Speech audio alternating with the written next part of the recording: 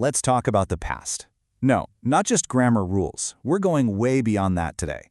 We're talking about the art of storytelling.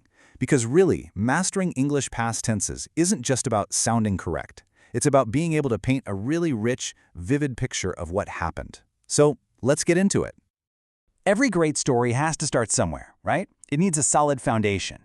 So we're going to begin with the most fundamental building block for telling any story that's already happened. Okay, here's our basic story. Alex went, he saw. It's just a series of things that happened, one after the other. This is the past simple tense doing its job. It's a clean, chronological list of events. It works, but it's a little flat, isn't it? A little boring. Exactly. That's the real question. What was going on around Alex? Why was his friend even at the cafe? To answer those questions and really make our story pop, we need some more powerful tools in our grammar toolkit. And that is where the other tenses come into play. So just to lock this in, the past simple is for finished business. The action started, it ended, it's done. If you can point to when it happened, like yesterday, last week, 5 minutes ago, you're almost certainly going to use the past simple. This is the absolute backbone of your narrative. Now, take a look at the structure here. When everything's positive, you use the past tense verb, she ate breakfast. Simple.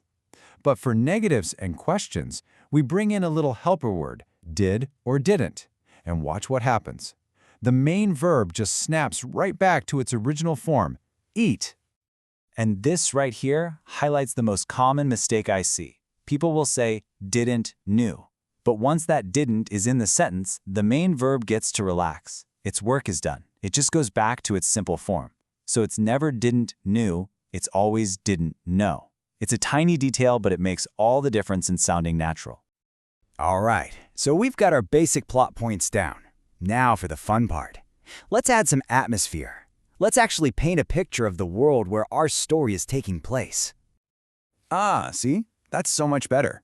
All of a sudden, you can feel the scene. Alex was walking. The sun was shining. These things were in progress. They were happening around the main events. It's like the background music to our story. We're not just listing facts anymore. We're creating a whole world. And that's pretty much the entire job of the past continuous. It answers the question, so what was going on at that moment? It's the tense you pull out to describe the setting, the weather, or a longer action that gets interrupted by a shorter one. It sets the stage. And the structure is super straightforward. You just grab the past form of to be, so was or were, and then add ing to your main verb. I was studying, they were playing, that's it. Now let's put these two tenses side by side so the difference becomes crystal clear. Okay, this is really the key to getting it. I ate dinner at 7 means at some point around 7, the meal was finished. It's done.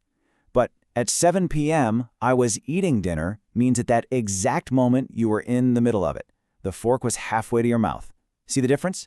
One's about the result, the other is all about the process. Okay, so our story now has main events and a cool setting.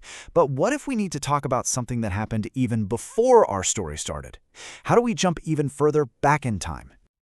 Ooh, here's a new layer to the story. Alex arrived, that's our past simple event, but something happened before he got there. His friend ordered coffee. Now, to show that the coffee ordering happened first, we need a special kind of tense.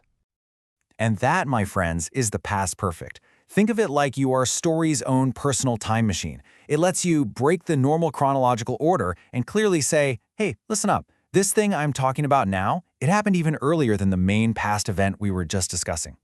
And this timeline just shows it perfectly. See that? The very first thing that happened in the past, the friend ordering coffee, that gets the past perfect. The second thing that happened, Alex arriving, gets the regular past simple. This makes the sequence of events totally clear, no matter what order you tell them in. And the best part is the structure is a gift. It is so simple. It's always had or hadn't, plus that third form of the verb, the past participle. And it doesn't change. It's the same for I, you, he, they, everybody. It's consistent and totally reliable. We are so close. We've got our sequence, we've got our setting, but what about cause and effect? What about explaining why something happened in the past by showing how long an even earlier action was going on? And here is the final piece of our story puzzle. Why was his friend tired? The reason is right there, because she had been studying all night. This explains the reason for her being tired by focusing on the duration of the action that caused it. So, in a nutshell, the past perfect continuous connects the dots for us. It highlights this long, ongoing activity that ended up causing a specific result in the past. It's really the tense you use for explaining how long and why. And this comparison just nails the difference. If you say, I had been working on the report, you're emphasizing the process, all the time and effort you spent. We actually don't know if you finished it. But if you say, I had finished the report, you're emphasizing the result. The work is 100% complete. It's a subtle difference, but it's a really powerful one. So there we have it. We've gone from a simple, kind of dull, two-line story to something so much richer and more detailed. Let's put all of our new tools together and look at the final, beautiful result. And just look at that. We've got the setting, we've got the sequence of events, we have an earlier past action, and we have a cause for something.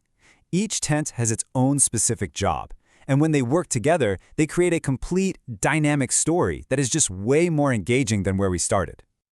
This right here is your takeaway, your cheat sheet. Think of these 4 tenses as a storyteller's toolkit. Past simple is for the main events, the plot. Past continuous is for the background scenery. Past perfect is your time machine to jump back. And past perfect continuous is for explaining the why and the how long. When you get right down to it, grammar isn't just about a bunch of rules. It's a set of creative tools. And now that you really understand how each one works, you can start telling your own stories with way more detail, more emotion, and more clarity. So the only question left is, what story are you going to tell first? Thanks for tuning in.